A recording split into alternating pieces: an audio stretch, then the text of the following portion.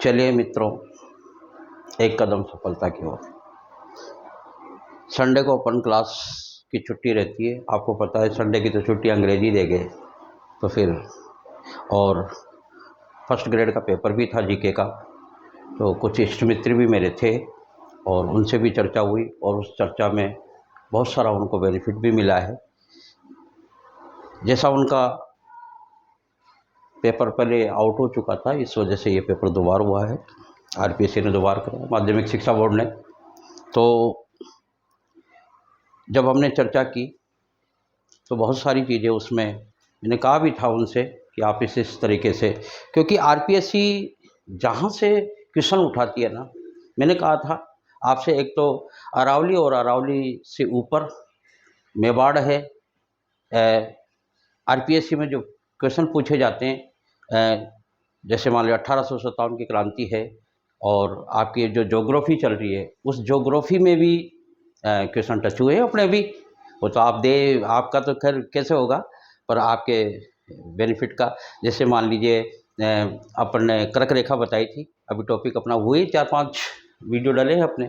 तो कर्क रेखा बताई थी, तो कर्क रेखा कि राजस्थान के किन जिलों को छूती हुई निकलती, तो उसमें जिला एक ही दिया था, बांसवाड़ा। तो ऑप्शन उसमें बांसवाड़ा ही था, तो एक ही करना था बच्चे को। और अपना चल रहा था टॉपिक भौतिक प्रदेश। भौतिक प्रदेशों में अपने मरुस्थल हो गया, अरावली होगी।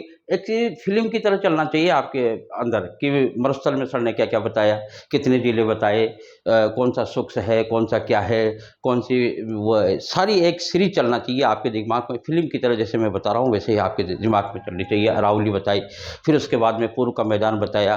पूर्व के मैदान को क्या कहते हैं, जैसे खाद्यान्न का कटोरा बताया मैंने। और क्या नाम से है जो बागड़, और बागड़ का ध्यान रखना है आपको, थोड़ा सा इसमें कंफ्यूज होता है बच्चा। तो आज का जो टॉपिक रहेगा हमारा, वो टॉपिक रहेगा पठार, यानी कि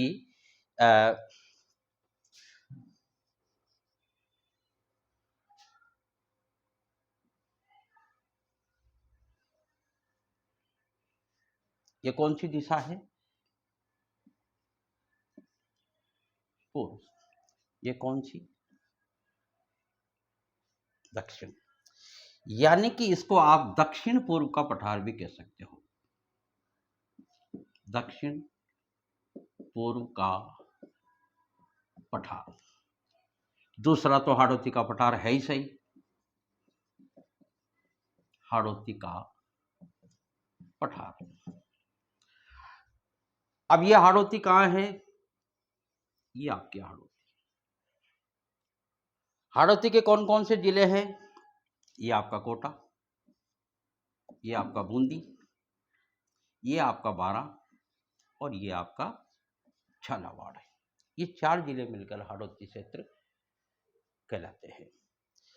हाड़ावंशी राजपूत रहते हैं यहाँ। चौहानों की एक शाखा है, चौहान राजपूतों का एक गोत्र है हाड़ा, वो अपन पढ़ेंगे डिटेल से।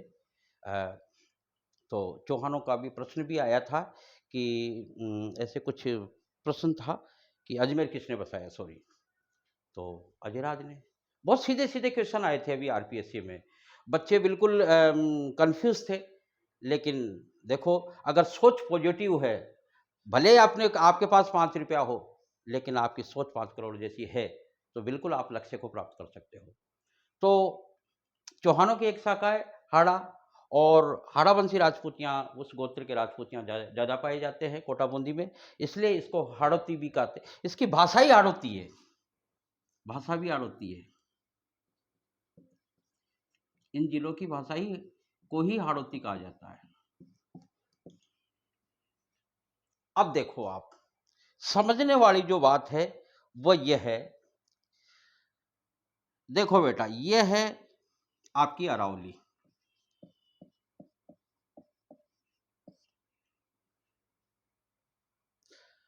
और यहां पड़ता है विंध्याचल पर्वत, विंध्याचल की श्रेणियां। अरावली पर्वत और विंध्याचल को जोड़ने वाला अगर कोई पठार है तो वह है हाड़ौती का पठार।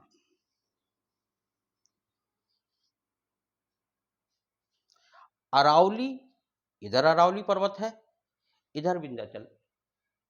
यानी कि इन दोनों के बीच में हाड़ौती का पठार फंसा हुआ है। ये दोनों को बीच में जोड़ने का काम करता है, जोड़ने का काम करता है। और सबसे ज़्यादा नदियाँ भी इसी क्षेत्र में है। इसी हाड़ौती क्षेत्र में बहुत सारी नदियाँ हैं, काली सिंध है, चंबल है, आपको पता है सारी। आगे पढ़ेंगे अपन अफवाह क्षेत्र, अगला टॉपिक जो रहेगा वो राजस्थान का अफवाह तंत्र ही रहेगा। तो यानी कि ये क्षेत्र चारों तरफ से, इधर से नदी आ रही है, इधर से नदी आ रही है, इधर से नदी आ रही है, इधर से नदी आ रही है, इधर से नदी। तो नदियां क्या करती है? क्षेत्रों को काटती है, जमीन को काटती है, और उस कटे फटे हुए क्षेत्र को बोला जाता है अस्पष्ट अधर प्रवाह। अस्पष्ट अधर प्रवाह यानी कि कटा फटा क्षेत्र, कटा फटा क्षेत्र, क्योंकि नदियों की वजह से कटता है। और नदियों की कटने की वजह से इसको अस्पष्ट अधर प्रवाह क्षेत्र बोलते हैं। बड़ा मोस्ट क्वेश्चन है, आरएस में भी पूछा जाता है, फर्स्ट ग्रेड सेकंड ग्रेड में भी पूछा जाता है, और आपसे भी पूछ लिया जाए छोटी इसमें भी, परीक्षाओं में भी, तो जीके है, आ सकता है। मालवा का पठार भी इससे टच हो रहा है, एक अंग है। कहने का मतलब हाड़ौती का जो पठार है वो मालवा के पठार का ये वाला हिस्सा अंग है इसका, मालवा का पठार, मालवा के पठार का अंग, पूरा तो नहीं है, अंग है। मालवा के पठार का भी इसमें कुछ हिस्सा है। अब देखो, मैं आपसे एक प्रश्न बहुत महत्वपूर्ण, जैसे जिस तरीके से यह प्रश्न है इसी तरीके से, जितने भी आपको दुर्ग दिखाई देंगे वह सब अरावली या इसके आसपास अरावली पर्वत की श्रेणियों में ही आपको दुर्ग दिखाई देंगे। राजस्थान के जितने भी दुर्ग हैं, राजस्थान का एकमात्र दुर्ग है कौन सा? झालावाड़ में, गागरोन में।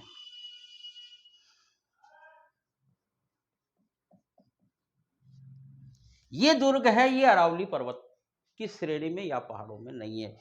ये है बेटा, क्योंकि यहां है विंध्याचल पर्वत की श्रेणियां, तो ये विंध्याचल पर्वत की श्रेणियों में यह एक बहुत महत्वपूर्ण इंपॉर्टेंट क्वेश्चन बनता है। जैसे मान लीजिए अभयारण्य है, तो ये अभयारण्य भी अरावली में नहीं आएगा। ये वाला जो अभयारण्य है झालावाड़ वाला, ये अभयारण्य भी विंध्याचल की श्रेणियों में ही आएगा। ये कुछ ऐसी चीजें हैं जो आपको, अब देखो जैसे मान लो पानी का बहाव है, अब यार बेटा पानी का बहाव तो नीचे की तरफ ही रहेगा ना, इसमें कौन सी समझाने वाली बात है?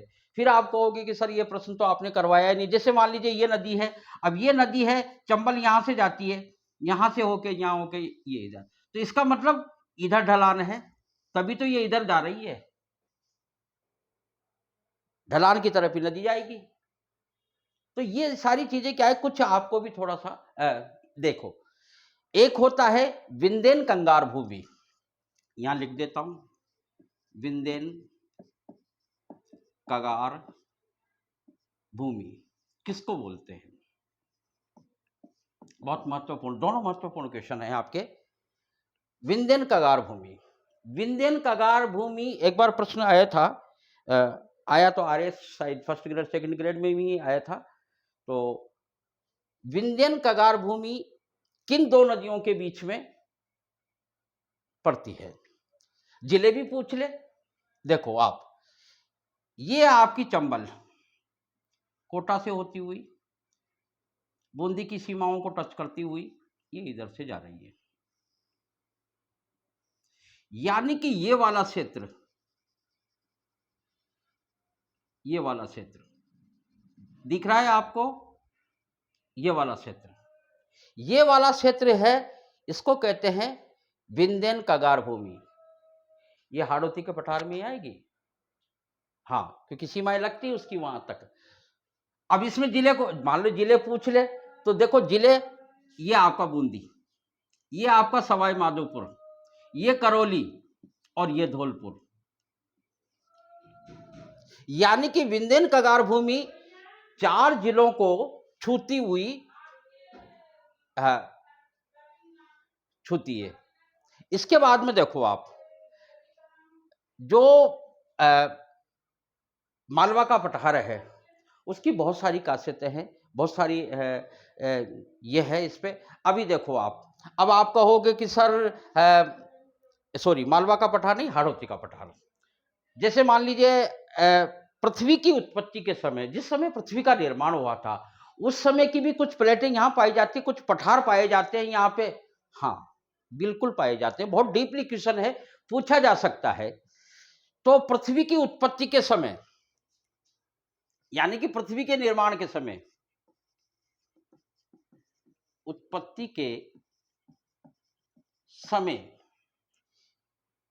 या निर्माण के पृथ्वी का जब निर्माण हुआ था उस समय की पठार पहाड़ियां पाई जाती है या प्लेटें पाई जाती है।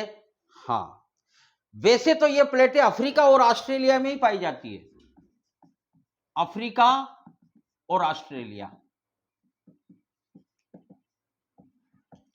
लेकिन हमारे राजस्थान में भी पाई जाती है। ये प्लेटें राजस्थान में कहां कहां में है? उदयपुर,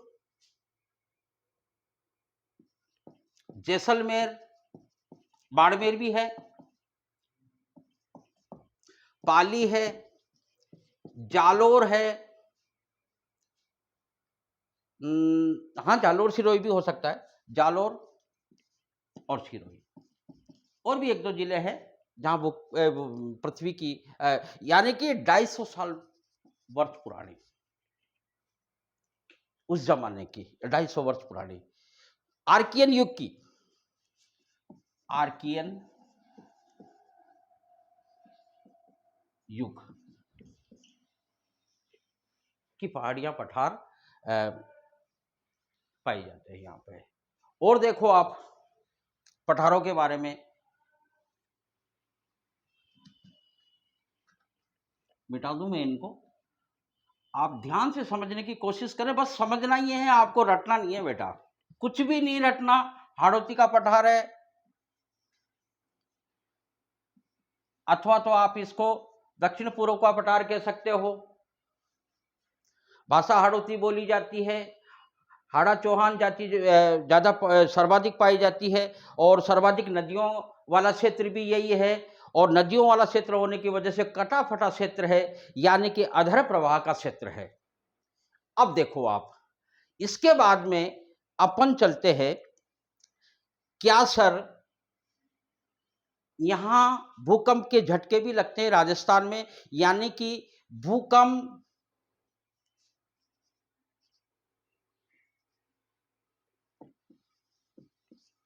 राजस्थान के किन किन जिलों या क्षेत्रों में आता है या उसके झटके लगते हैं? तो ये देखो आप, उदयपुर, राजसमंद,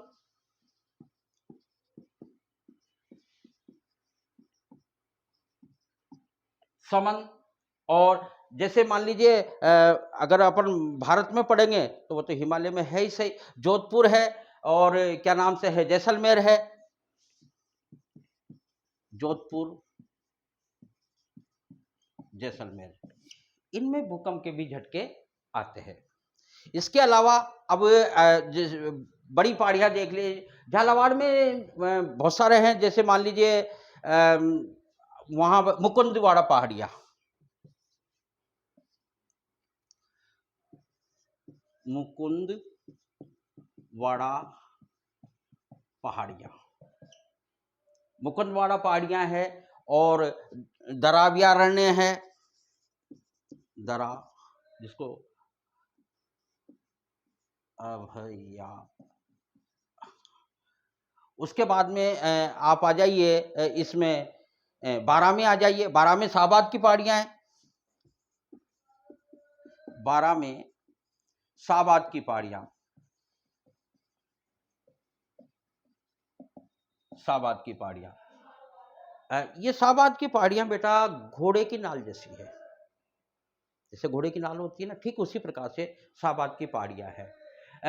इसमें डग में देखो आप, गंगाधर पहाड़ियां है, डग झालावाड़ में पड़ता है, ये सब झालावाड़ में ही आएगी। डग गंगाधर की पहाड़ियां, इस तरीके से कहने का मतलब ये सारी चीजें हैं। इसके अलावा भी देख लीजिए, आप लिख लीजिए, इसके अलावा भी अब सबसे ऊंचा पठार कहाँ है? आपके राजस्थान में है। आपके राजस्थान में सबसे ऊंचा पठार, सबसे ऊंचा। ऊंचा क्या होता है? ऊंचा उड़ेगा, यानी कि उड़िया पठार। उड़िया पठार, उड़िया पठार कहाँ है? सिरोही में है।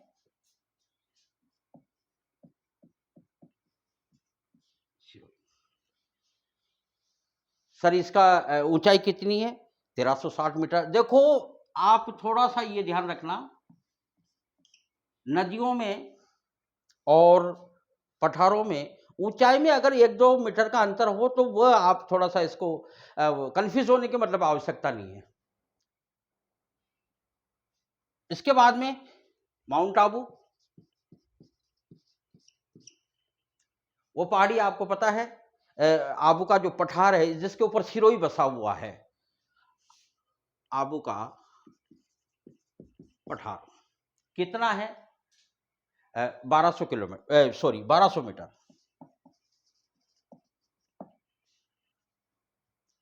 अब आता है जो बार बार परीक्षाओं में पूछा जाता है और याद भी नहीं रहता, वह है भोराट का पठार।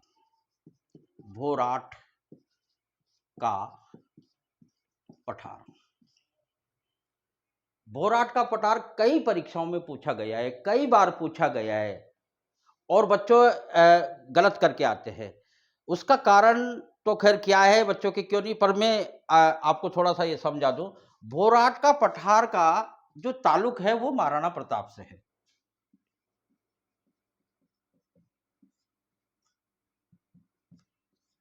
आपको सर इससे कैसे?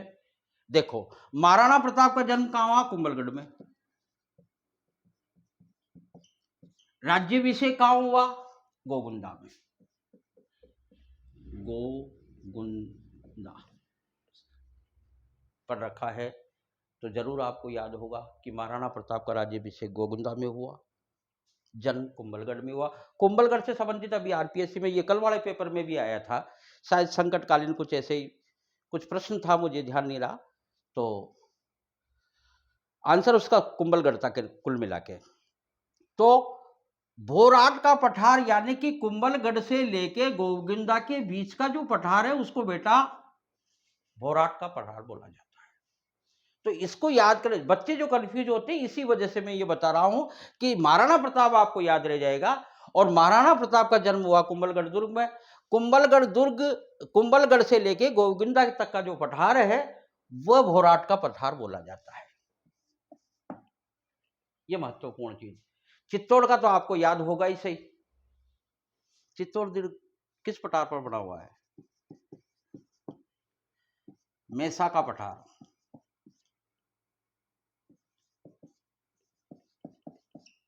लगभग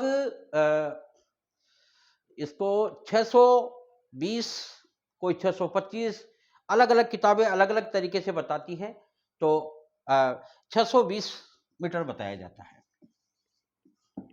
किताबें और गाइडें देखो बेटा, गलत प्रिंट भी हो जाता है, गलत भी हो सकता है, ऐसा कुछ भी नहीं है। गलती सबसे हो जाती है, विद्वानों से भी हो जाती है और प्रिंटरों से तो हो ही जाती है खैर। इसके बाद में आता है क्या नाम से है, लसाड़िया का पठार। लसाड़िया का पठार, लसाड़िया का पठार कहाँ है? ये जैसलमेर में है। जैसलमेर में लगभग हाँ जैसलमेर मुजफ्फर के इसमें।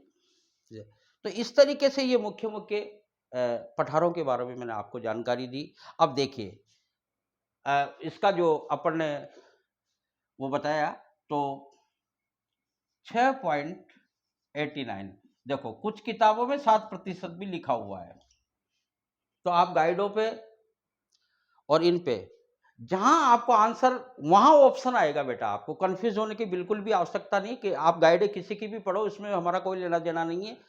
और किसी भी टीचर से पढ़ो, यूट्यूब पे पढ़ो या किसी भी इससे पढ़ो, कोई दिक्कत नहीं है, सब अपनी अपनी जगह पे सही है। 6.89 अथवा तो आपको 7% भूभाग पर यानी कि क्षेत्रफल पर यह मिलेगा, और लगभग इसमें जो जनता निवास करती है वो 11% है। कृषि की बात करते बेटा, तो कृषि एक बात बताओ, नदियों वाला क्षेत्र है तो इसमें कौन सी खेती नहीं होगी, इंसान को गाड़ दो वो भी उग जाएगा, तो ऐसी कोई दिक्कत नहीं है, ऐसी कोई फसल नहीं है लगभग लगभग। हाँ, झालावाड़ में संतरा ज्यादा होता है, ये ध्यान रखना आप। तंबाकू इस तरीके का थोड़ा सा अलग से अगर पूछ ले हाड़ौती में तो वो, बाकी हाड़ौती की मिट्टी काली है, कछारी है, अगले अगले तो जब अपन पढ़ेंगे तो कोटा की तो मिट्टी काली है, हाड़ौती की मिट्टी काली है, और विशेष तौर से कोटा की, कोटा और बूंदी क्षेत्र की काली मिट्टी, कछारी मिट्टी, बड़ी उपजाऊ मिट्टी होती है ये, और नदियों के पास की जो मिट्टियां रहेगी तो वो तो उपजाऊ ही रहेगी। इस तरीके से कोटा की बहुत सारी खासियतें, हाड़ौती की बहुत सारी खासियतें हैं, मालवा का पठार का अंग है। तो कोटा में, बूंदी में, यानी कि हाड़ौती क्षेत्र में अभी एक बीमारी भी चल रही है, और वो चल रही है हाई फ्लू, तो इसका भी आप ध्यान रखें, ये मेरी तरफ से सुझाव है। और अगर आपको किसी प्रकार की प्रॉब्लम हो जाती है तो आप बिल्कुल एमबीएस अस्पताल में जाइए, वहाँ बड़े बड़े डॉक्टर अशोक मीणा और क्या नाम से है जो एक उनके प्रोफेसर असिस्टेंट असिस्टेंट है, तो वो अभी पूरी टीम के साथ में वहाँ जांच कर रहे हैं। तो रेणु मीणा, तो अशोक मीणा और रेणु मीणा वह नेत्र रोग विशेषज्ञ हैं और प्रोफेसर असिस्टेंट है, प्रोफेसर है। तो आप किसी भी प्रकार की कोई प्रॉब्लम अगर आपकी आंखों में होती है तो बिल्कुल आप उनसे जाके दिखाइए, क्योंकि अभी ये हाड़ौती क्षेत्र में इतने खतरनाक रूप से चल रहा है। आए दिन अखबारों में सुझाव दिए जा रहे हैं, विद्यालयों में भी दिए जा रहे हैं, जहाँ जहाँ भी भीड़ की संख्या है, आप बिना चश्मा के नहीं रहें, और जो भी आपके बच्चों के कोई दर्द होता है या कोई बात होती है, आंखों में से पानी आता है, तो तुरंत आप अस्पताल में जाके मिलिए। इस तरीके से आज का टॉपिक ये बच्चों यहाँ खत्म होता है, और अगला जो टॉपिक हमारा डलेगा वो डलेगा अफवाह तंत्र, राजस्थान का अफवाह तंत्र, यानी कि नदियां। नदियां 3 ही प्रकार की नदियां हैं बेटा, एक बंगाल की खाड़ी में गिरने वाली है, दूसरी नदियां हैं जो अरब सागर में गिरने वाली है, तीसरी नदी वह है रुंडित नदी जो कहीं नहीं गिरती, यानी कि वह वहीं की वहीं लुप्त हो जाती है। इस विषय पे अपन कल के वीडियो में बात करते हैं। धन्यवाद।